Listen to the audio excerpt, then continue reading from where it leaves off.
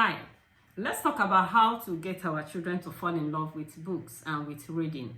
How do we get children to fall in love with reading? You see, children are usually born after 9 months of being in the womb. And in the womb, there are no football fields, there are no television, there is no internet, therefore there is no cell phone in the womb.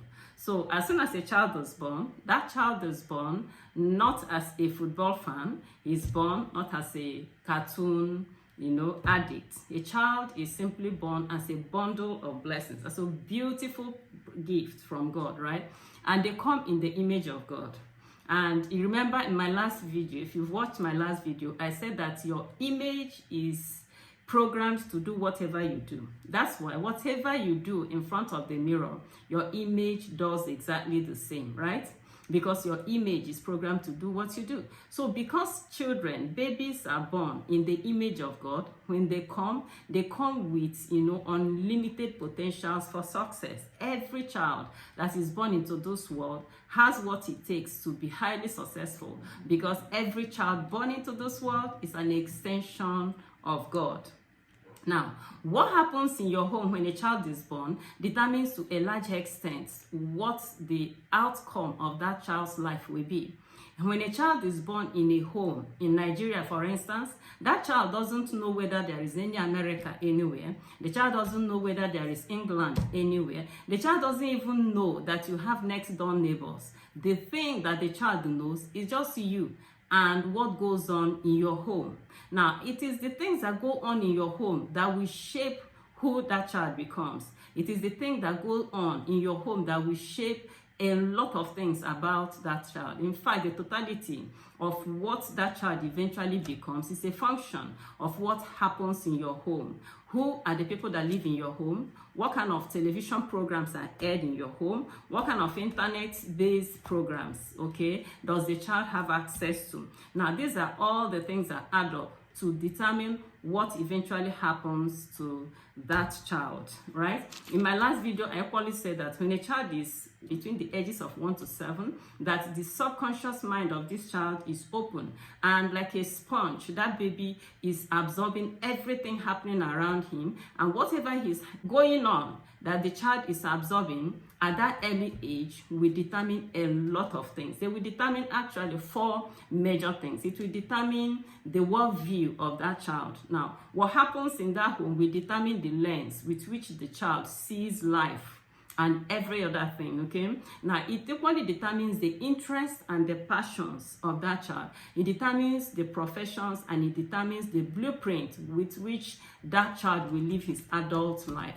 That's why it's so important that you pay attention to what happens in your home when your children are young. I want to illustrate the impact of the home in the life of children with a short story that I've titled A Tale of Two Cousins. You see, my son has a cousin who, belonged to the same age bracket with him. Now, when my son was born, he was born into a home that reads and celebrates books. I'm a prolific author of so many books. I'm a book lover. So it was easy for my child to see books everywhere and, to celebrate books, right? As a young person. But in the other home of his cousin, his cousin was born into a home where his father was a martial artist, right? The father was a black belt holder in Taekwondo. So that child, each time we visited that home, you will see stacks of films, and all of them have, martial arts in them. So that home, there was a lot of martial arts coming in through the screen. Now, fast forward to when these two children are 19-year-old. My son is a writer. Although he's a computer science student in the university, everyone who knows him, who reads what he writes, knows he's a big writer. Although he's a science student, I remember there was a time he wrote a note to a doctor, and the doctor called me to say, your son, obviously I don't know what plans that God has for him, but whatever it is, writing is going to be a part of it. He is that good with writing. Now flip it over to the other side. His cousin, very lovely young man like my son, he is equally doing computer science in the university, but before he turned 19, he became a black black belt holder in Taekwondo. He became a black belt holder in martial arts, just like the father, right? Okay, so you can see that while my son is earning passive income in writing, this young man is equally in the university, but he's earning some income from giving Taekwondo lessons in some highbrow secondary schools in Lagos. So you can see how their home environment is shaping the men they are becoming. They're already earning from the things they learned from their home environment. That environment has shaped their worldview. That environment has shaped their passions and their interests, okay? So that's what we are saying, that the home is so important. Now, having established that what happens in the home determines a lot of things. How does it impact on your life as a mother or as a father who wants to cause your child to fall in love with reading? Who wants to give your child a reading culture? What do you do? Now, there are 5 things I want you to pay attention to if you want to give your children a reading culture. The very first thing is that you need to create an enabling environment for reading. You see, whenever it comes to success, the environment is everything. Environment is so key. Whatsoever it is you want to succeed in life, you must make sure that you have the enabling environment. Now, having said that, if you want your child to fall in love with reading, what is the enabling environment you need to create for that child? You must make sure that you censor or you are careful about the human beings that have access to that child, and you probably have to make sure that you control what comes to that child through the television or through the internet. You see, years ago, before the advent of the internet, when parents are in their homes, they are in their homes alone with their children. But in this time and age, when you are in your home with your children and you have an internet-enabled device, you can be sure that you're not alone with that child. The whole world has access to that child. And that's why it's so important that you control and you monitor who has access to your child. Make sure that that child doesn't have access to people who will teach him what you didn't send them to teach him. Let it be an environment where that child can have access to books. Let it be an environment where education and literacy is celebrated. Okay, so make sure that that child has an enabling environment to love reading. Now, the next thing you need to do is that you should model reading for that child. If you have ever nursed a baby as a mother, you'll see that when you pick up a baby and you're breastfeeding that child, the child looks into your eyes. The child keeps looking into your face. I believe that is the child's way of communicating, you are everything to me. You are my world. You are my role model. Whatever you do as a mother or as a parent impacts on the life of that child a lot. So if you want your child to love reading, be the role model. Read stories for that child when he's small. Children love stories a lot. I can still remember then when I'm reading Aesop stories for my children, or we are reading bedtime stories for them, they will pay rapt attention. In fact, they would say, "Daddy, tell us story," and Daddy will begin to tell them stories. It will be me that will know that my husband was manufacturing those stories from his imagination, but the children will be so captivated, they will be listening with rapt attention. Okay, so as a mother or a father who wants to give your children a reading culture, you want your children to fall in love with reading, make sure you model reading to them. Okay, read for them as babies and then let them see you read. Read also as a mother or as a father. Many people do not read, and I wouldn't blame a lot of parents who do not read so much because their own parents didn't equally make reading an important issue. So, but now, you know that your parents didn't know any better. You know better. So what do you need to do? You make sure that you read. I hear some people say that they don't love to read. But the truth is that according to J.K. Rowling says a person who doesn't read simply has not found the right books, okay? So I want to encourage you, if you are a parent, you're here, make it a point of duty to enter into the bookshop once in a while. Just look around. I remember years ago, me and my husband, we went into a bookshop. We didn't actually go to pick a particular book. We didn't have any particular book in mind. We just went into the bookshop. We are looking around. When my husband saw Joyce Meyer's book, Me and My Big Mouth, and he bought that book, okay? That was how I was initiated into reading Joyce Meyer's books, because I found out that I loved her style of writing, and I began to read her book. Now, what if I didn't go to that library that day? I might not have seen that book. I might not have bought it, okay? Then I remember that in that trip to the bookshop that day, I bought another book. It was a very small book written by Yonggi Cho, and it was titled Positional Praying. I can't even tell you how much impact that book has had on me. So make it a point of duty to enter bookshop and look around. You will see a book that will call your name. A book that you will love, okay? From their titles you buy. Let your children see you reading books. I remember one sister called me from a bookshop or from wherever some years back, and say that, are you Ngozi Okuri? I say, yes, ma. He said, okay, I got your number from your book, The Kingdom Woman. He says, I went for somewhere, I entered the bookshop, I saw this book and I bought it, and the book has impacted my life so much. He said, in fact, nobody reads this book and remains the same. That's what she told me. What if she didn't go to the bookshop that day?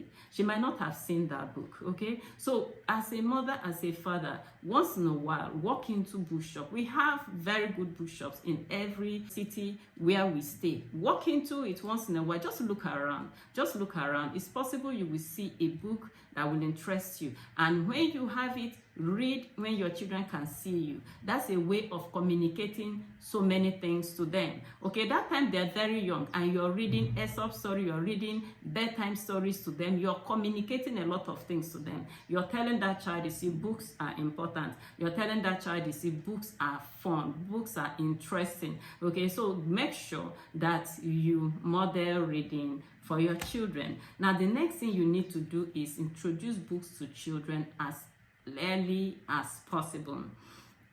My children got their first books before they became 1 year old. Why? Because you see, that time a child is sitting down and you surround that child with toys and the child has not started crawling.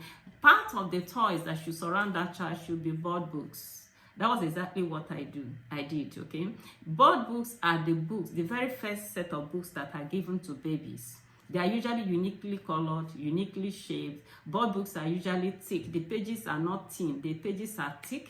They are laminated. That means they are water resistant. You know, at that age, children love to put everything in their mouth. So the board books are water resistant, and it could contain maybe only 5 pages, but inside them will be beautiful things, brightly colored, that will attract or that will, you know, catch the interest of the child. Okay, so we use board books to introduce children to the concept of books and reading. Yes, I had that privilege of doing it for my children. You can do that.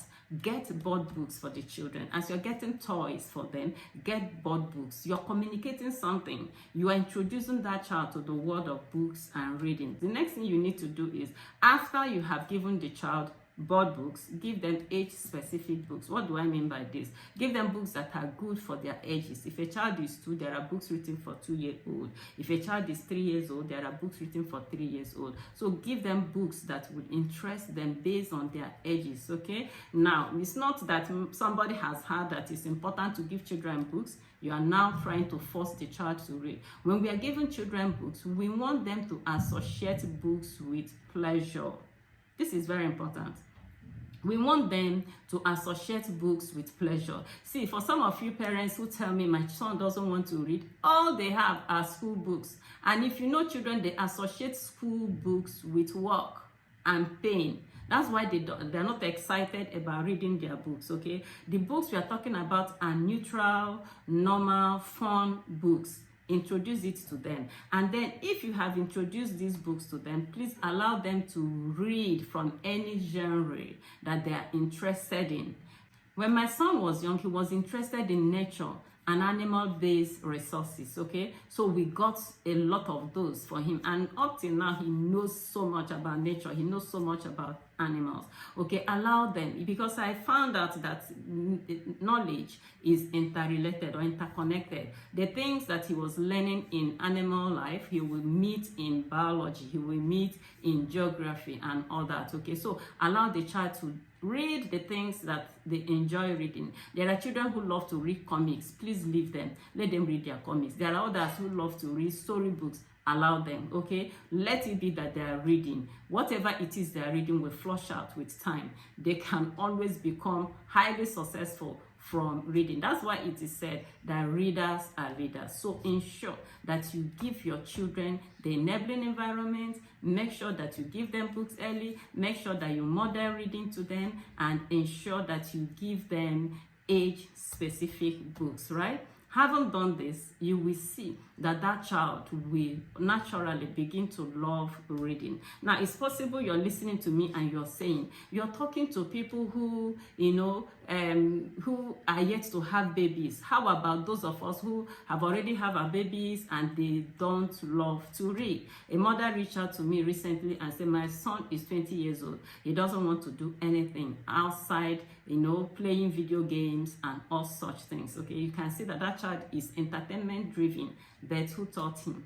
A lot of these things were lapses on the part of parents, but then we didn't know any better. I want to encourage you that there is something that can be done. It is redeemable, right? But it can't be in this video. In subsequent videos, I will teach how you can incentivize your son, incentivize your children who have grown up without a reading culture, how you can incentivize them to begin to read. It is doable, okay? Look out for the subsequent videos. And that's why I encourage you to subscribe to my channel, so that as these videos come, YouTube will notify you. Another thing that you need to do is, if possible, you want to read my book, How to Give Your Children a Reading Culture, or a video course on how to give your children a reading culture. I will attach the link to those resources in this video, okay? At the description box, you will have access to these links so that you can get these resources and do some further studies on your own, right? Now, having said that, the last video I uploaded was so beautiful. I'm going to attach it here, right? So that you can click on it and watch it. It will really be a beautiful blessing to you.